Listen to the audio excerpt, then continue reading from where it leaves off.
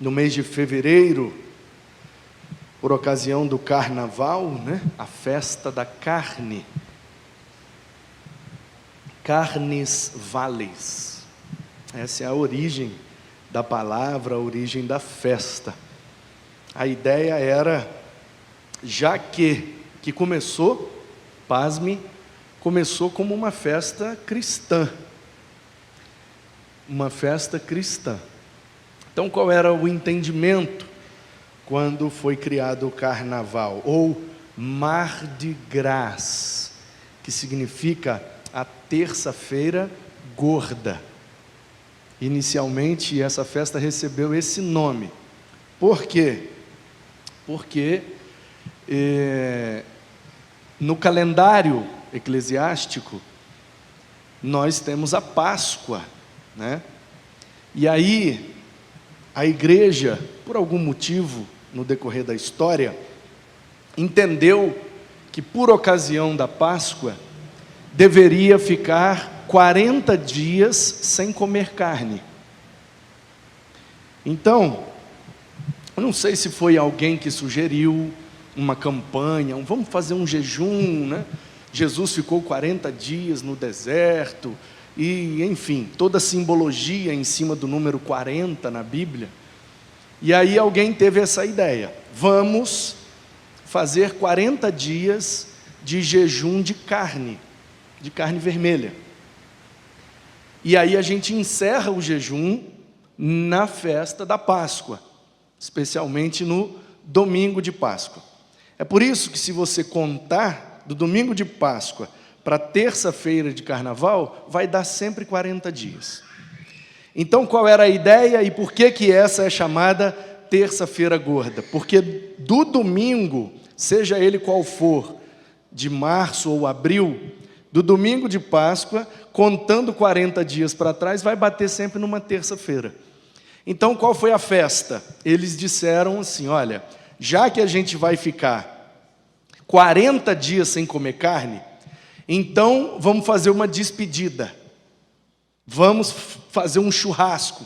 Vamos matar um monte de boi e vamos comer carne até não aguentar mais.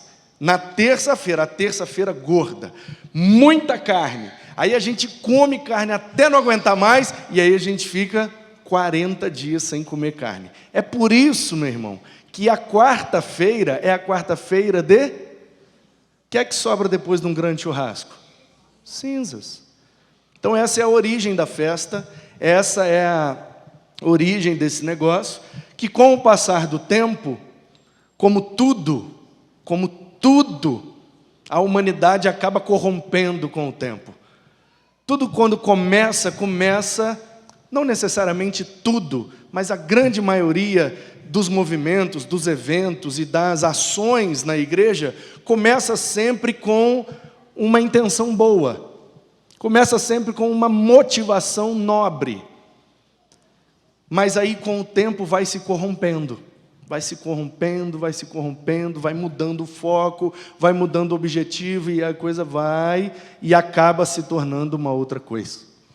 Então o carnaval, que começou como uma festa cristã, um momento de comunhão, de todo mundo comer carne, para passar 40 dias em jejum, de repente virou essa loucura que é essa festa, e principalmente no Brasil, em todo mundo celebra-se essa festa chamada Mardi Gras, ou Carnes Vales, ou depende da região, do país, da cultura.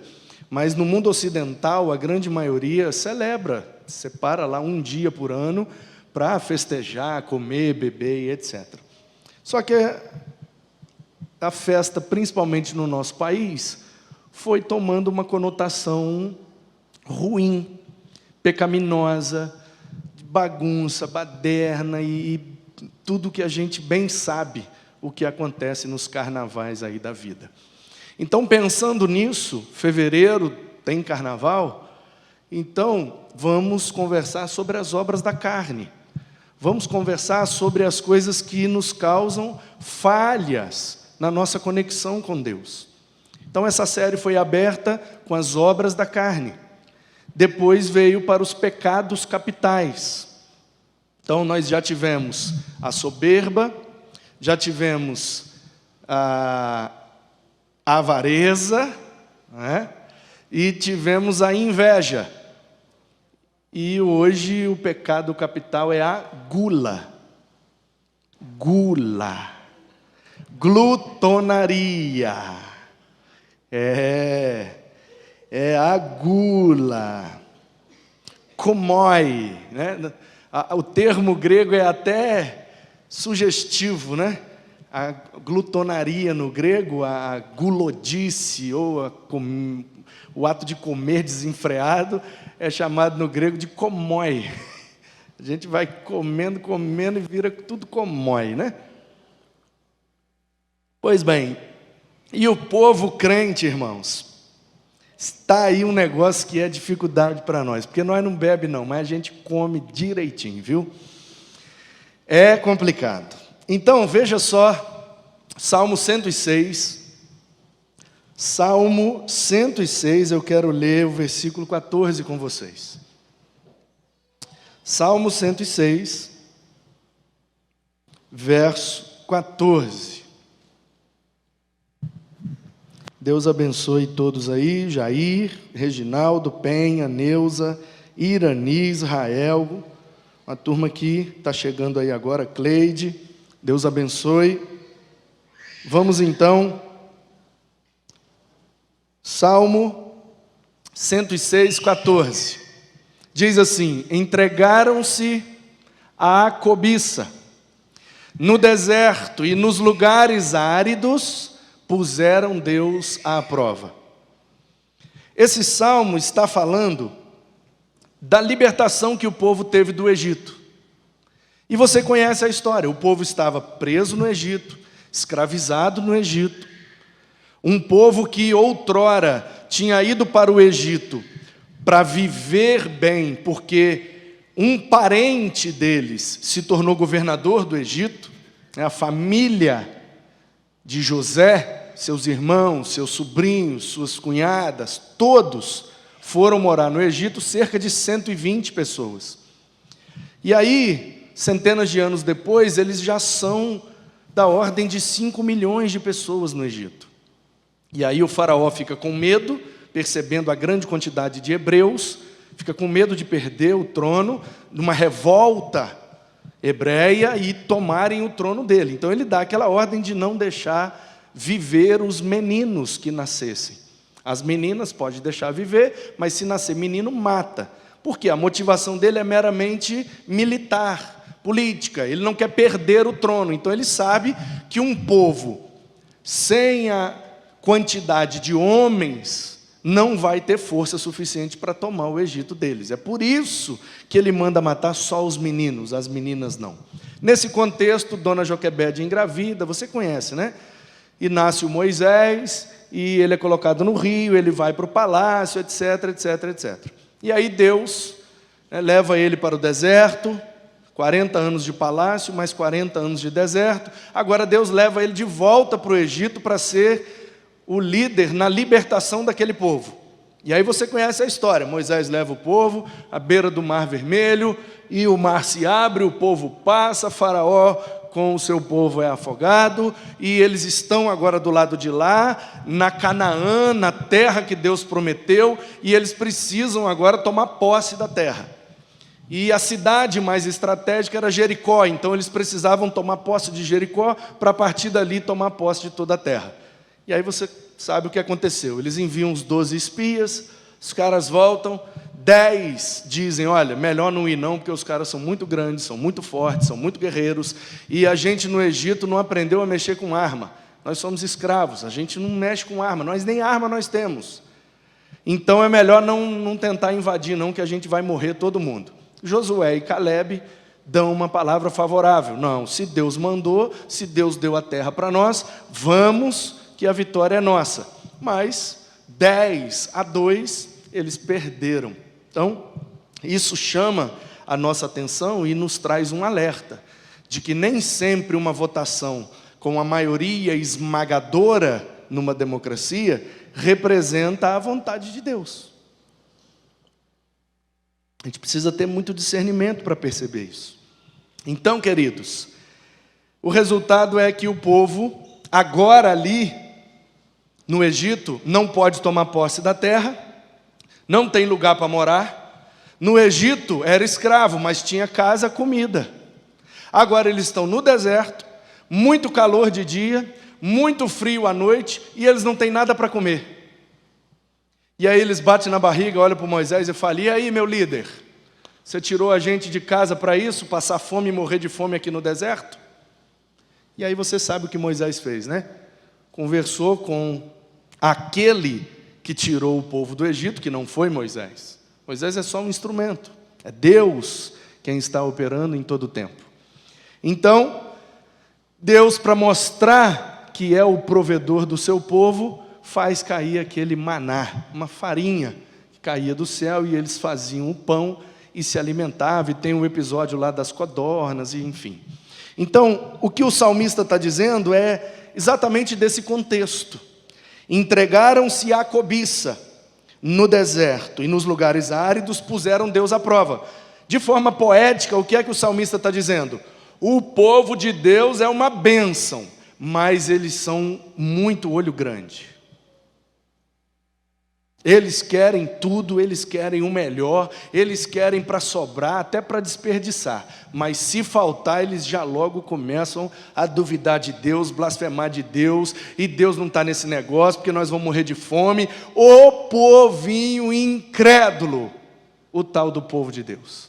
E olha só que paradoxo, o povo de Deus se demonstra, em muitas ocasiões, o povo incrédulo. E é exatamente isso que o salmista está mostrando aqui para nós. Eles estavam livres. Gente, como é que pode? O povo viu um mar abrindo ao meio, passou a pés enxutos, viu o mar afogando Faraó e os soldados. Esse povo viu as 10 pragas, destronando todas as divindades egípcias. Esse povo viu o poder de Deus de perto. E agora, porque não tem comida, estão duvidando do poder de Deus. Agora, fala a verdade se não acontece a mesma coisa com a gente, irmãos. Deus nos dá vida, Deus nos dá casa, comida, roupa lavada. Nós aqui, por mais difícil que esteja a nossa situação financeira, eu garanto, você hoje já se alimentou pelo menos 2 vezes. Sim ou não? Você escolheu essa roupa para vir para cá, mas eu te garanto que além dessa você tem pelo menos 10 outras opções. Sim ou não? Então o que o poeta está dizendo? O poeta está dizendo: Deus não se agrada da nossa gula, esse nosso desejo desenfreado de ter sempre mais, de ter sempre mais, de ter sempre mais, e a gente não pode perder, a gente não pode tomar prejuízo, a gente não pode ter dificuldade, a gente não pode ter nada, porque se o nosso Deus é todo poderoso, a nossa vida tem que ser um mar de rosas. Mas o Evangelho nunca prometeu isso para nós. No mundo tereis. O nosso mestre morreu pregado numa cruz. O que mais que a gente quer? Então, queridos, o salmista está aqui de maneira poética e linda, né? Demonstrando a graça de Deus e a ingratidão do seu povo. Como que pode um Deus que libertou o povo, abriu o mar, providenciou tudo, agora está sendo blasfemado porque não tem comida, porque não tem carne? Porque lá no Egito pelo menos tinha carne, Moisés. Você tirou a gente para botar nesse deserto e agora nem carne a gente tem. Aí Deus fala: vocês querem carne? Então toma umas codornas aí, vai. Faz uns galetinhos aí para vocês. Percebe, irmãos? Deus estava no controle o tempo todo, e o povo insistia em duvidar. Meu irmão, isso é gula. Porque é exatamente essa a minha intenção aqui, expandir o conceito, ir além. Porque a gente, quando fala em gula, em glutonaria, desejo desenfreado por alguma coisa, a gente só pensa na comida, mas existe gula de muitas outras coisas. Eu, por exemplo, já contei e vou falar de novo, fui glutão de Coca-Cola. Anos e anos e anos, 10 litros, 12 litros, 15 litros, 20 litros, todo dia. Isso é normal? Claro que não. Glutonaria, estava em pecado? Muito. Não é pela Coca-Cola em si, é porque, e foi exatamente isso que Deus me cobrou quando eu parei de tomar Coca-Cola, e fiz esse voto vitalício, enquanto eu viver, não boto na boca mais. Por quê? Porque aquilo estava me dominando. O que te domina é sua gula. E aí a grande pergunta para nós é, qual é a nossa gula? Tem gente que tem gula de tênis, eu já tive essa também, porque era difícil encontrar tênis do meu tamanho. Aí o que eu fazia? Quando eu encontrava, eu comprava. Não, eu não estou precisando, mas eu vou comprar porque é difícil de achar, né? Aí comprei. Um belo dia eu olhei e falei, tem aqui do meu número, eu vou levar. Aí a Ana Paula falou, você pode levar, mas você tira um par que está lá, porque não tem mais onde botar. Então nós vamos fazer assim, você tira um par de lá e bota um novo. Não tem mais onde botar tênis. Mais de 50 pares de tênis. Eu preciso de 50 pares de tênis, irmão? Mas por que eu tinha 50 pares de tênis? Aí o Freud explica, todo excesso esconde uma falta. Eu não tinha os tênis que eu queria quando eu era criança. Minha mãe não tinha condição de me dar. Então agora que eu tenho condição, eu vou comprar logo todos. E isso demonstra o nosso desequilíbrio. E isso desequilibra outras áreas da nossa vida. Porque se a gula é um pecado capital, a gente já aprendeu aqui. Por que essa lista de pecados chama pecados capitais? Porque é um pecado que te leva a cometer outros. Ele nunca vem sozinho. A soberba, se ela entrar, vai gerar outras coisas. A inveja, se entrar, vai gerar outras coisas. A gula é a mesma coisa. Então qual é a pergunta que nós temos que fazer? Qual área da minha vida eu estou blasfemando de Deus? Porque no final das contas, quando a gente acumula, a gente está dizendo para Deus, eu não creio na tua providência para o amanhã, então deixa eu guardar logo hoje. O pecado da gula traz o outro pecado, que é o pecado da desconfiança de Deus. A gente desconfia de Deus. Será que Ele vai prover amanhã? Não sei, então deixa eu guardar. É por isso que o maná caía, e eles começaram a fazer os pães e guardar para outro dia. Não, vou guardar, porque vai que Deus não manda farinha. Aí chegava no outro dia, estava tudo podre. E aí eles foram reclamar com Moisés. Ô Moisés, olha o nível da espiritualidade desse povo. Moisés, essa farinha que está caindo do céu para sustentar a gente, não é de boa qualidade, porque de um dia para o outro ela vence. O cara está no deserto, vivo, com vários povos cruéis ao redor, mas o cara ainda está vivo. Ele está comendo o pão da farinha que cai do céu, e ele está reclamando que a farinha é perecível. Ah, Moisés, não dá para fazer de um dia e guardar para o outro. E aí Deus, através de Moisés, fala, mas essa era realmente a minha intenção. Essa era exatamente a lição que eu queria dar para vocês. O pão nosso de cada dia nos dá. É isso que Jesus reforçou na sua oração, no modelo de oração. O pão de cada dia. E amanhã, disse o nosso mestre, basta a cada dia o seu mal. Eu estou dizendo que a gente não pode fazer poupança? Não é isso que eu estou dizendo. Eu estou dizendo que a gente não deve investir e pensar no futuro? Não é isso que eu estou dizendo. O que eu estou dizendo é que a gente precisa confiar na providência de Deus, a ponto da gente não ser acumulador de nada. Não é só de comida, irmãos, é de nada. Porque, como diz minha sábia mãe, tudo que é demais sobra. Dia de muito é véspera de nada. E a gente vive a vida desenfreadamente, sem conseguir se controlar. E a soberba é assim, a avareza é assim, a inveja é assim, e a gula é assim também. Se a gente não tratar, se a gente não cuidar, se a gente não vigiar, vai entrar, vai fazer morada e vai acabar com a gente. Aí o outro sábio, ele disse assim, ó: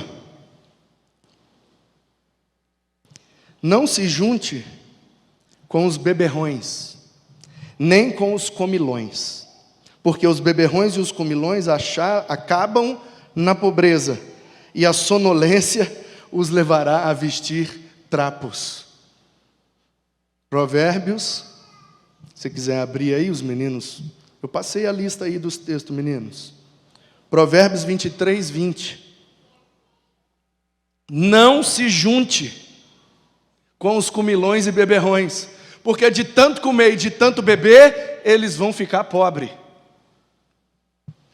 E vai acabar abrindo mão das coisas boas que tem, para poder bancar a comilança e a bebedeira, e aí acaba prejudicando o presente e principalmente o seu futuro. De maneira poética também, o sábio aqui está dizendo: gente, vamos aproveitar de tudo que tem, porque tudo é bênção de Deus, mas vamos aproveitar de tudo com equilíbrio, confiando na providência de Deus. Então, a gula, que é representada na Bíblia, sempre voltado para essa área da comida, da bebida, claro, em primeira instância, numa primeira leitura, numa abordagem mais superficial, esse pecado capital está ligado à comida e bebida.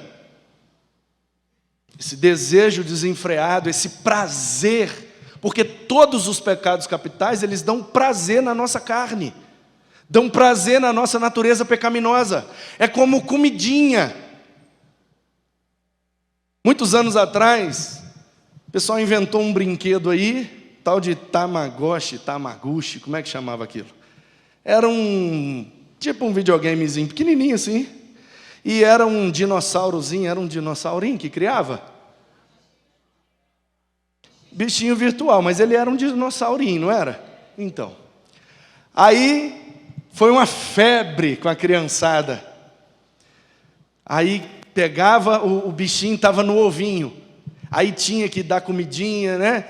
E sol, e água, e não sei o quê, ia apertando os botões e cuidando do bichinho. Aí ele furava o ovo, saía, bebezinho, aí apitava o negócio, é hora da comida do bichinho. Aí ia lá, plim, toma comida. O bichinho ia crescendo, e o desafio do jogo era manter o bicho vivo.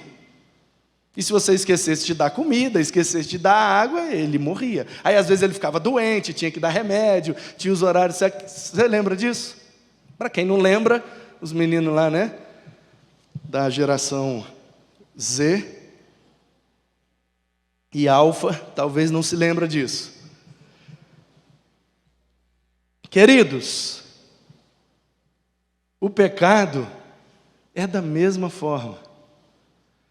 O pecado é um tamagotchizinho dentro do seu coração. E ele fica ali apitando, quero comida, me dá. E aí a gente vai alimentando, e ele vai crescendo, até chegar num ponto em que ele engole a gente. Então como é que a gente lida com isso? A gente corta, trava o sustento. Então o pecado vai morrer de fome. E nada mais propício para essa ilustração do que esse pecado capital, a gula.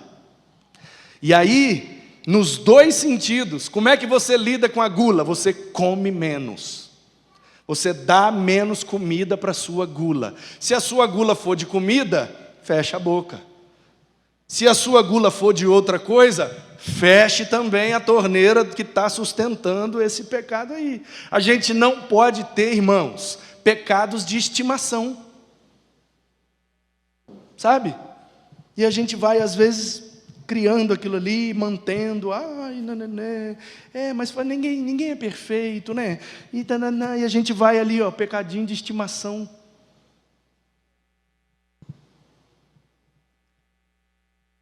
Aí vamos para o Novo Testamento. Vamos dar uma olhada aqui no que é que Jesus disse. Olha só, Lucas 21, 34. O contexto aqui é o quê? Os saduceus não acreditam na ressurreição. Somente os fariseus. São dois grupos dentro do judaísmo.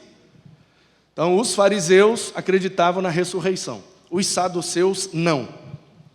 E aí, chegando a algum dos saduceus que dizem não haver ressurreição, a partir do 27, perguntaram a Jesus: mestre, Moisés nos deixou escrito que se um homem casado morrer sem deixar filhos, o irmão desse homem deve casar. Casamento levirato, o parente próximo que o Boaz fez com a Ruth. E o pastor Raul nos pregou aqui há um tempo atrás.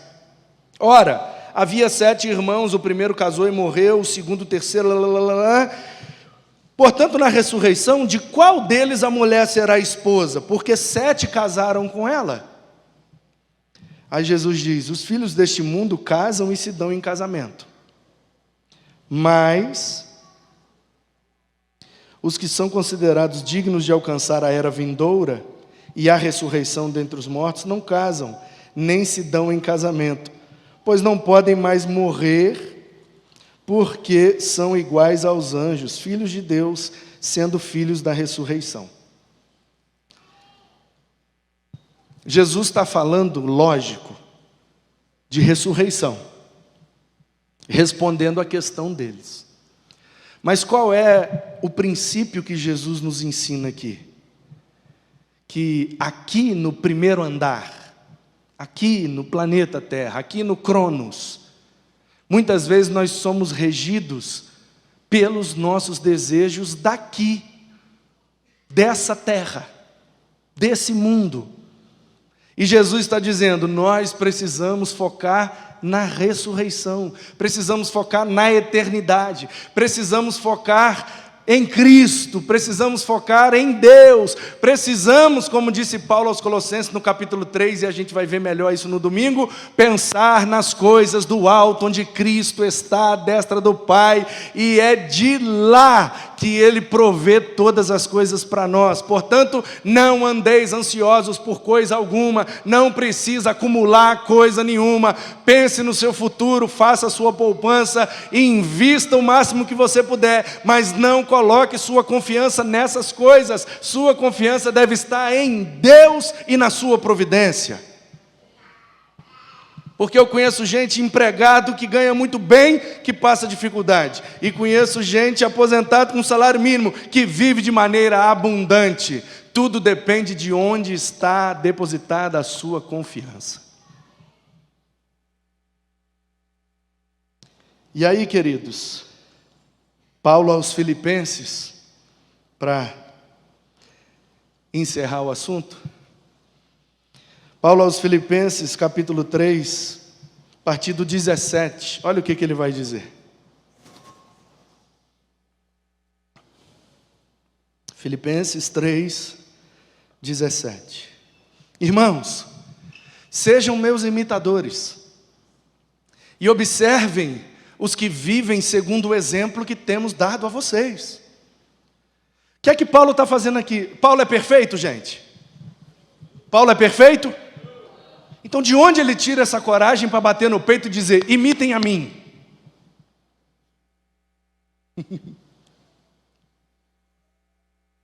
Você pode fazer 2 leituras dessa atitude de Paulo.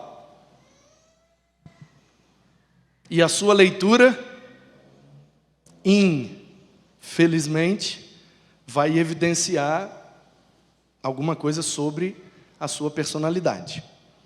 Mas você pode fazer a leitura de que Paulo está sendo soberbo. Tem um pecado capital habitando no coração de Paulo. Ele se acha melhor do que todo mundo e ele está dizendo: olhem para mim e façam como eu faço. Ou você pode fazer a outra leitura e dizer: esse Paulo é um cara esperto. Ele sabe que não é perfeito. Ele disse: dos pecadores eu sou o pior. Quem me livrará do corpo desta morte? Ai de mim, que vou perecendo. Ai de mim, se não pregar o evangelho da graça de Deus. Esse cara reconhece a sua limitação, reconhece o seu pecado. Então o que é que ele fez? Ele foi esperto. Ele bateu no peito diante da comunidade e disse: eu vou ser um exemplo. Estou dizendo que eu vou ser perfeito, mas eu vou ser um exemplo. E essa atitude força ele a se manter santificado, porque para ser exemplo ele precisa dar o exemplo. Entendeu, irmão? Agora você imagina um jovem chegando na universidade. E eu sempre desafiei os meninos a fazerem isso. Não sei quantos fizeram. Mas imagine um jovem nosso chegando agora essa semana, como o Manuzinho está começando essa semana na faculdade, aqui em São Paulo, né? Transferiu, deu tudo certo, glória a Deus, aleluia. E aí um jovem chegar na sala de aula, universidade, dá de tudo.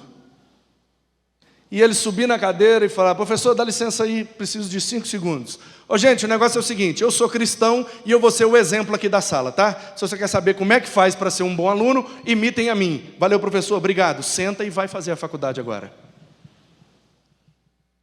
Percebe? Você pode ter 2 leituras.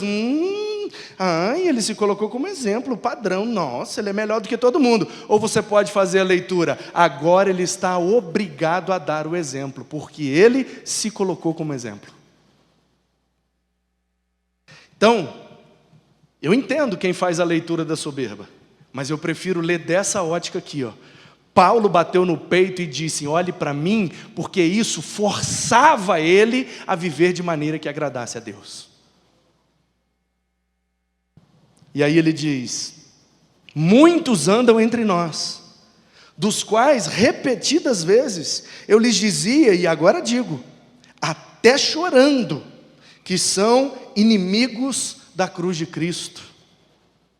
O destino deles é a perdição, o Deus deles é o ventre, e a glória deles está naquilo de que deviam se envergonhar, visto que só pensam nas coisas terrenas. Irmãos, os 7 pecados capitais vão nos levar para esse lugar de decisão.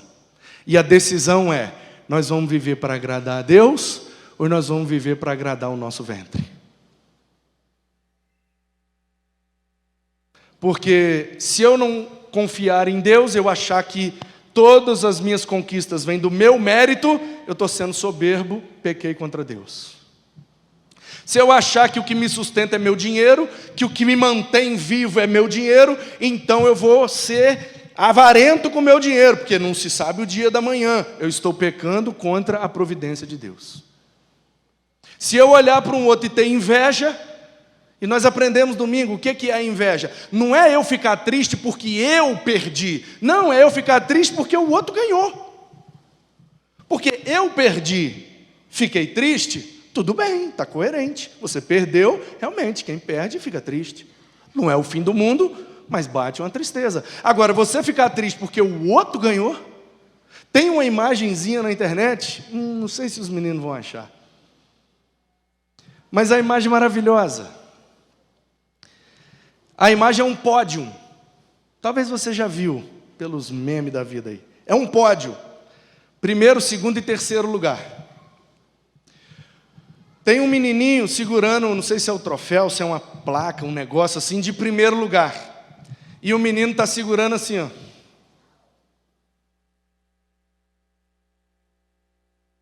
Sabe a cara de quem comeu e não gostou?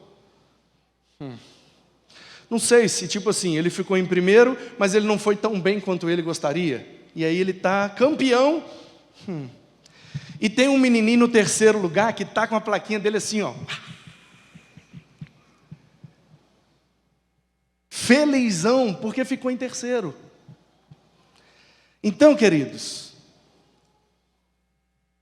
a gente precisa celebrar aquilo que nós temos, aquilo que nós conquistamos. Ah, mas o outro tem mais. Esquece o outro, ninguém está competindo com o outro. Nós estamos competindo com nós mesmos, para sermos cada dia mais parecidos com Jesus.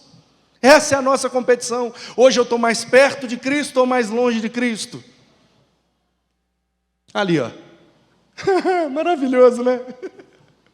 Olha lá, o primeiro.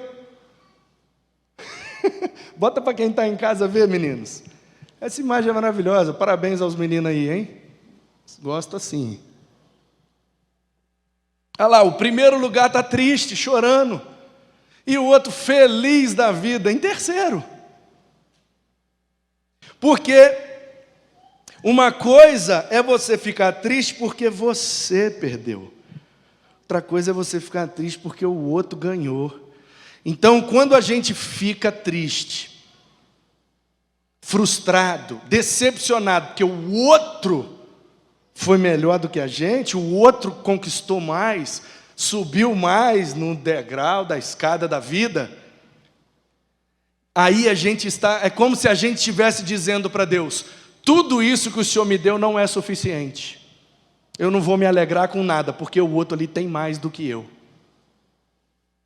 Todo pecado capital, antes de ser um pecado contra uma pessoa, é um pecado contra a pessoa de Deus.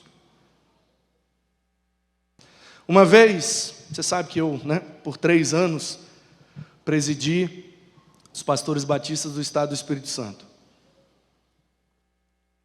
E tive que tratar uma questão que aconteceu lá.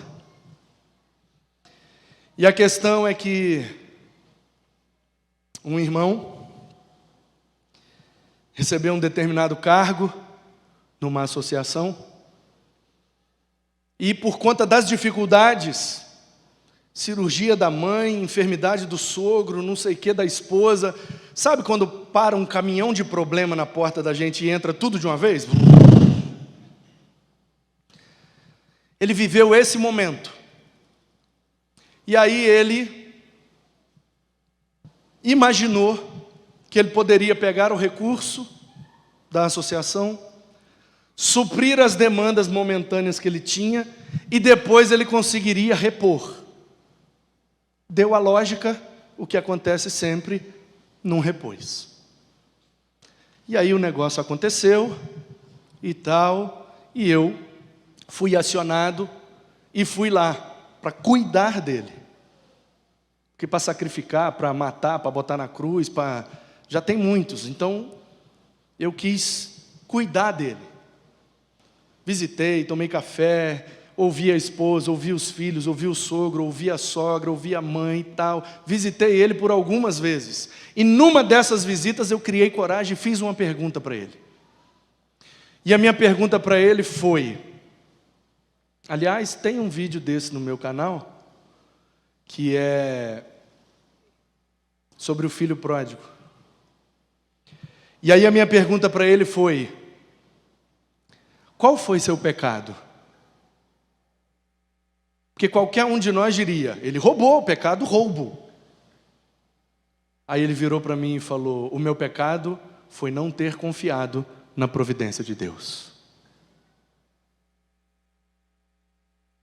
Porque minha sogra, minha mãe, meu sogro, minha esposa estavam precisando, mas eu poderia ter confiado na providência de Deus, e Deus poderia ter provido tudo o que eu precisava, e eu daria um ótimo testemunho da experiência de viver pela providência de Deus. Mas eu pequei contra o meu Deus. E aí ele virou para mim e falou: lembra quando o filho pródigo voltou para casa? Pai, pequei contra os céus perante ti. O que é que o filho pródigo está dizendo? Antes de pecar contra o meu pai, eu pequei contra o meu Deus. Portanto, todo pecado contra qualquer pessoa é antes um pecado contra a pessoa bendita de Deus. Por isso que a gente não precisa ter gula. Por isso que a gente não precisa ficar ajuntando tesouro na terra. Estou falando para não ter poupança? Não é isso que eu estou falando. Eu tenho meu provisionamento, a igreja tem o provisionamento, e isso é prudência. Agora, depositar a nossa confiança nessas coisas, nós não precisamos disso. A gente não precisa acumular. A gente pode viver o pão nosso de cada dia. A gente pode viver como Abraão, contando com o jirê de Jeová. Não só pode, como deve. Nós, os filhos de Deus, devemos viver confiando sempre na providência do nosso Deus. E Jesus, agora sim, lacrando, ele diz: por que é que vocês estão ansiosos? Por que é que vocês estão acumulando tanta coisa? Com esse desejo desenfreado de que eu quero mais, eu preciso de mais. Por quê? Será que o meu Pai que está nos céus não está cuidando bem de vocês?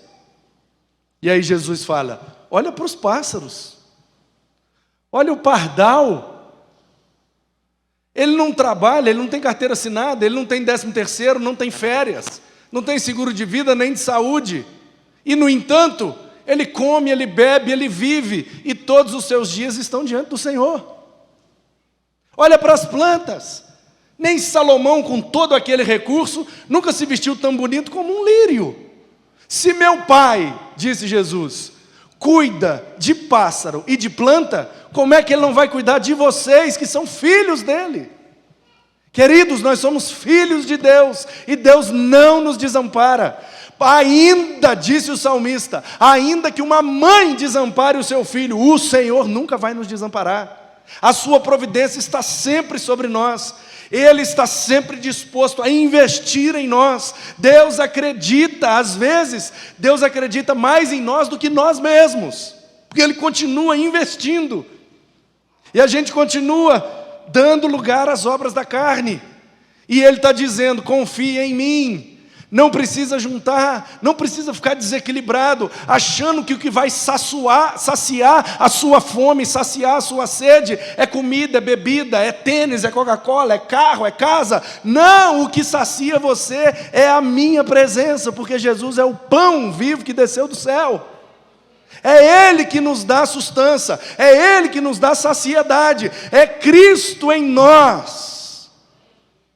A única maneira de vencermos a gula. Então eu não preciso comer tanto, não preciso beber tanto, não preciso comprar tanto, não preciso guardar tanto. Eu preciso estar satisfeito com a presença de Cristo através do seu Espírito que habita em mim. E assim venceremos a gula, seja ela do que for. Seja do que for a nossa gula, Jesus nos satisfaz, e a gente consegue fechar a boca. Porque se Ele conseguiu ficar 40 dias e 40 noites, o Espírito dEle que habita em nós, nos dará força para fazermos qualquer coisa que o agrade.